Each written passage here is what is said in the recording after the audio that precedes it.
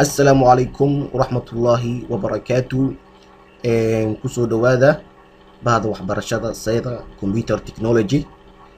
maanta waxaan qaadan doonaa cashirkeenii koowaad oo ku saabsan ms windows. yani waa maxay computer marka? waa inaad barataa basic of computer, waa inaad barataa computerka waxyaalaha uu ka kooban yahay iyo micnihiisa inaad fahantaa fakta hore marka waa maxay computer marka? maanta waxaan qaadan doonaa waa maxay computer waa maxay computerka aan adeegsano oo aniga maanta aan wax ka akhrinayo waa maxay marka? computer marka is an electronic automatic machine.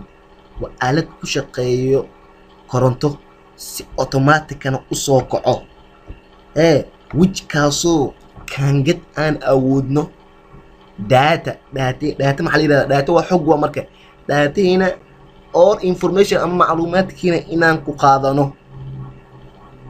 you can use adoo awooda inaad ku isticmaasho computerkaaga computer to type qaybaha documentiga sida send email, game and so on.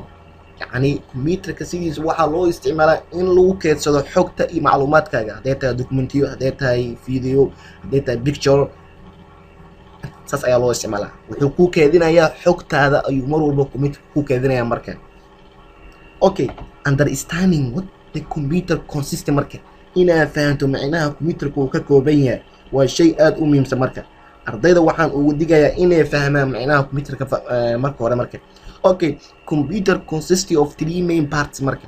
computerka wuxuu ka kooban yahay saddex qaybood aad u muhiimsan marka. ila socda maxaa ka mid ah marka? kow maxaan dhihi karnaa waa input units. input maxaa waa xog gelin, wax walba oo computerka la gelinayo waxaa la yidhahdaa input. oo maxaa ka mid ah marka? one, keyboardka maanta wuxuu leeyahay USB uu leeyahay oo computerka la gelinayo. keyboard kale mouse sidoo kale USB uu leeyahay oo computerka la geliyo. okay, scanner, microphone, qaybta dhan ayaa waxaa la yidhahdaa input marka. xog gelin ayaa la yidhahdaa, xogta computerka la gelinaya la yidhahdaa marka. okay, qaybta labaad aan usii socdo, output maxaa la yidhahdaa marka? xog kala soo bixin, yacni wax computerkaaga ku jiro inaad kala soo baxda ayaa u baahan tahay marka. okay, lambar koow maxaa waa monitor waa maxay? shaashada computerkaaga ayaa waxaa la yidhahdaa monitor, shaashada computerka. okay, lambar 2 maxaa waa marka? printer waa marka, waxaa waa daabacaad warqad. for example, computerkaaga 10 ayaa kugu jiro, 10 ayaad ku diyaarsatay, waxaad u baahan tahay inaad kala soo baxdo computerkaaga marka. maxaa la yidhahdaa? printer ayaa la yidhahdaa marka. okay, speaker waa cod marka. for example, hadda aniga computerkayga waxaa igu jiro cod, video ayaa igu jiro. video ayaan soo furayaa, kadib markaa open and play aan dhaho, codka banaanka ayuu soo saarayaa oo videogaas marka. okay, tan saddexaad waxaa weeye system unit marka, nidaamka ku shaqeeyo computerka waa inaad fahantaa mar walba. okay, maxaa ka mid ah marka? kow, motherboard, waxaa loo yaqaanaa mainboard. waa qaybta ugu muhiimsan computerkaaga ayaa waxaa la yidhaahdaa motherboard. okay, lambar 2, CPU waa maxa marka? maskaxda computerka ku shaqeeya ama wadnaha uu ku shaqeeyo. CPU, central processing unit ayaa la yidhahdaa marka. waa qaybta ugu muhiimsan waa computerka marka, oo waa CPU. waa meesha computerka ku shaqeeyo. CPU-ga ayaa la yidhahdaa wadnaha computerka. hadduusan CPU san lahayn computerkaaga ma shaqeynayo marka. RAM kan waa maxa marka? RAM access memory, kana si kumegara ama access memory ayuu xogtaada ku keedinaya. for example, hadda document uu furan yahay, intuu furan yahay aan wax ka akhrinayo ayaa waxaa la yidhahdaa RAM access memory.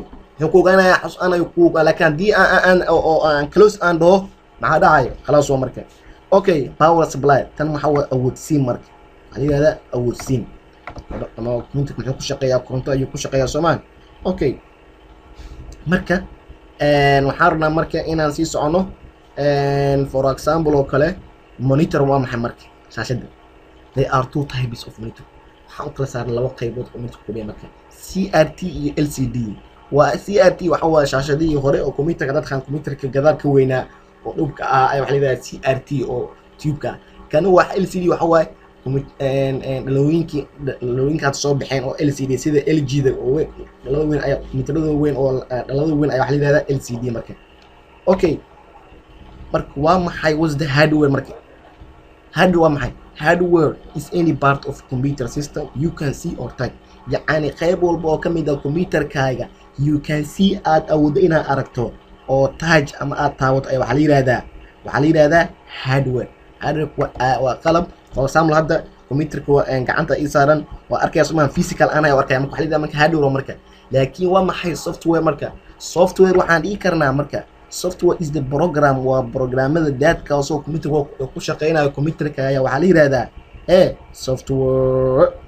qaybtan waxaa waaye keyboard parts marka qaybaha keyboardka inaa fahno function F1 F12 typewriter A to Z enter backlogs kulli waxaan soo qaadan doonaa casharada dambe ay qaadan doonaa waxyaalaha ay qabanayaan insha Allah. types of software noocyada softwareka marka laba qayb ayaan ku farsana oo ah system software nidaamka ku shaqeeya computerka software systemkiisa iyo application software marka oo ku shaqeeya marka waa kana markaan socono software muxuu ka baxaa marka laba qaybood oo ah system software iyo application software marka kani waa maxay marka MS DOS kan waa shaqada ugu muhiimsan oo qabana MS DOS kan oo Windows labadan qayb waa kadib codsiyadaada maxaa ku naqataa MS Word iyo Excel iyo MS Excel PowerPoint.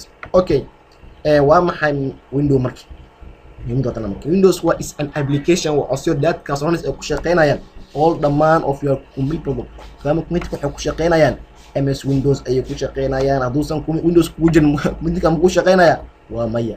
how to start marka sidee computerka aan u sheegi karnaa maanta computerka intee taawani marka when okay press the power button meesha power button marka keyboardka ku arki doontaan ayaad taawaneysaan of computerka ashada marka press ama power button marka systemka taawado wait waxaa sugaysaa until you see aad ka aragto desktopkaaga marka.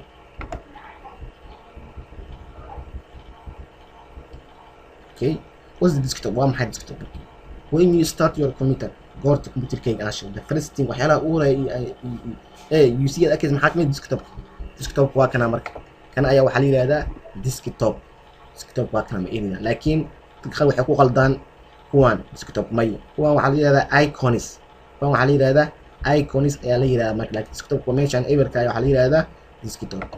okay waa maxay muuska marka intaan qaybo ayuu kala baxaa functionkiisa waa pointing clicking and double click and dragging and right clicking uu baxaa. so markaan ka soconno how to run the computer marka sidee computerka aan u dimin karnaa meesha computer laga dimi waa xagee start button ayaan click siinayaa isaga markaan click aan siiyo waa kana click siinayaa and then maxaa dooranayaa shut down maxaa waaye dimingo marka meesha computerka laga diminaya waxa la yidhahdaa shut down.